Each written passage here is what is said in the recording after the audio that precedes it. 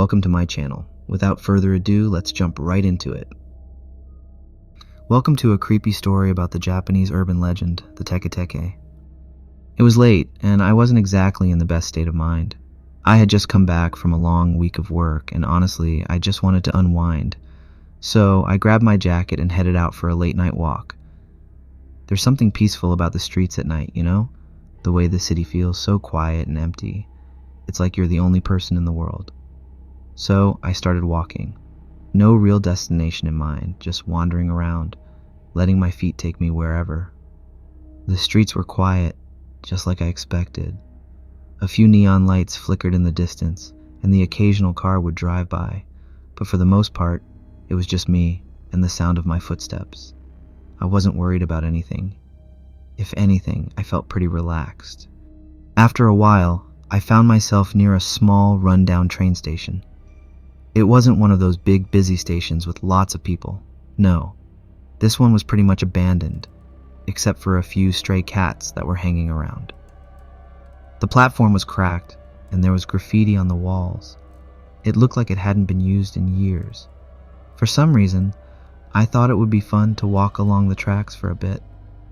I know, not the safest idea, but hey, it seemed like a good way to kill some time. The tracks stretched out into the darkness, and I followed them, kicking the occasional pebble as I went.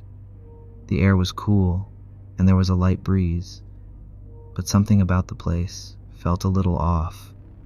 I couldn't put my finger on it at first, but as I kept walking, the feeling grew stronger. It was like the air itself was getting heavier, and the silence wasn't peaceful anymore. It was unnatural. You ever get that feeling that you're being watched?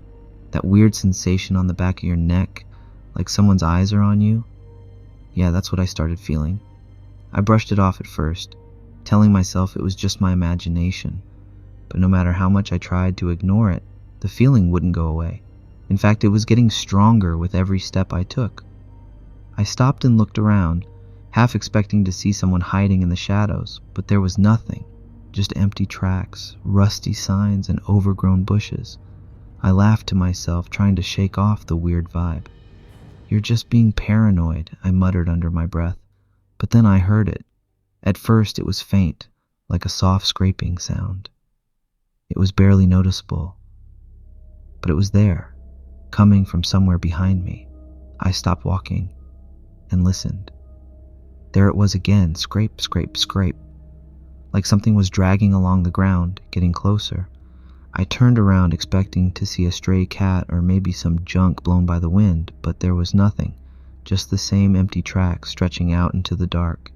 I stood there for a moment, squinting into the shadows, trying to figure out what was making that sound. My heart was starting to beat a little faster, but I still didn't want to admit that anything was wrong. It was probably just my mind playing tricks on me, right? I decided to keep walking. The sound had stopped, and I figured whatever it was had probably wandered off. But no sooner had I started walking again, I heard it, this time louder. Scrape, scrape, scrape.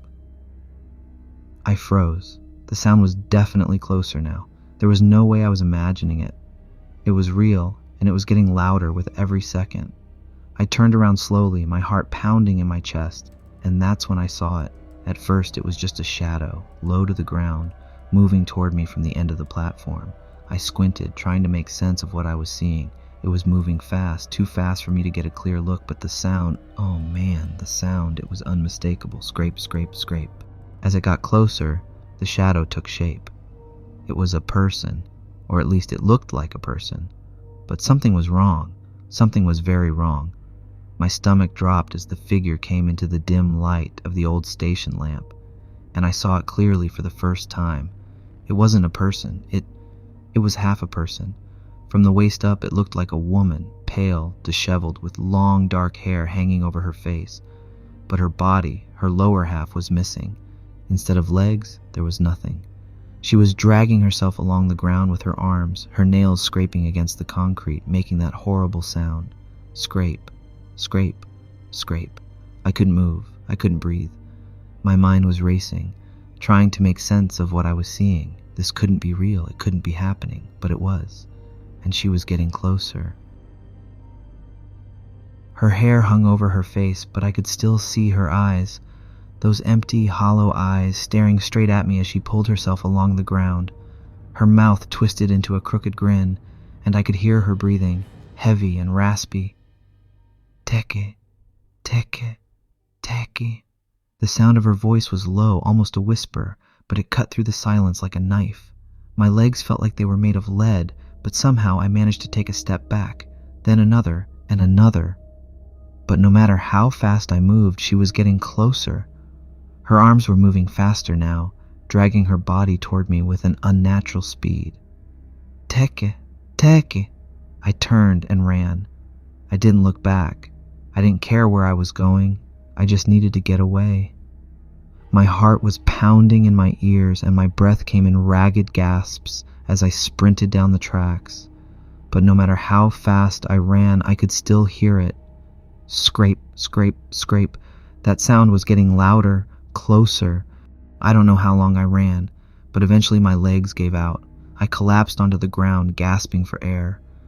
My chest burned, and my whole body was trembling. The silence that surrounded me was so thick it felt suffocating.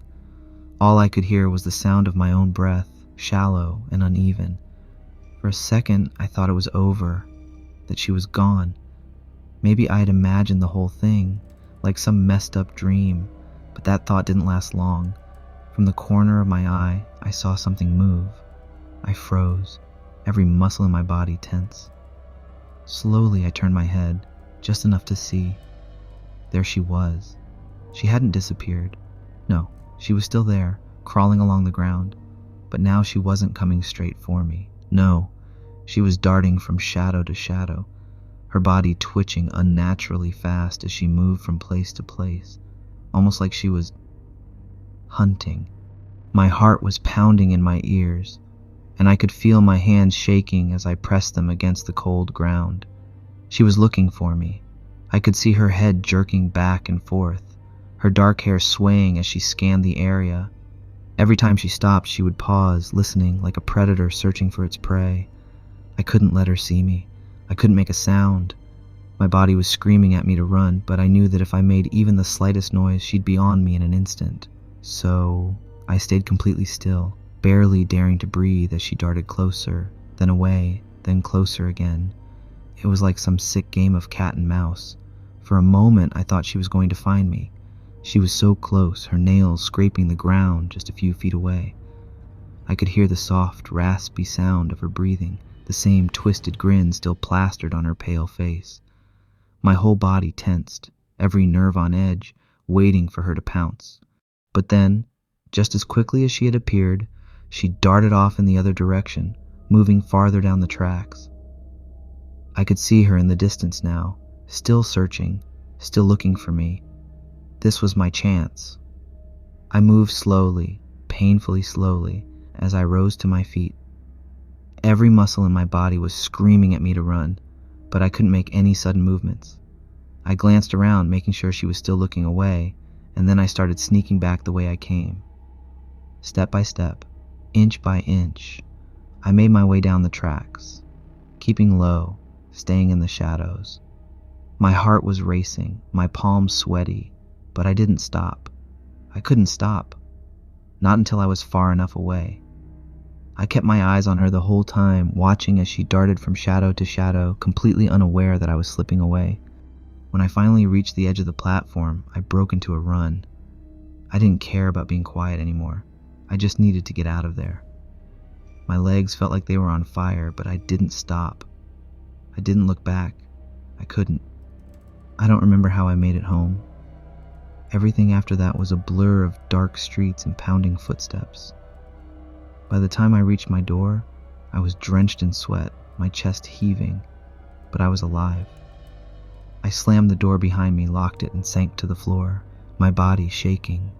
Even now I can still hear the sound of her nails scraping against the concrete. Scrape, scrape, scrape. I don't know if she's still out there looking for me, but I'm not taking any chances. I haven't gone near those tracks since, and I never will. Thank you for listening to this video. I'll see you in the next one.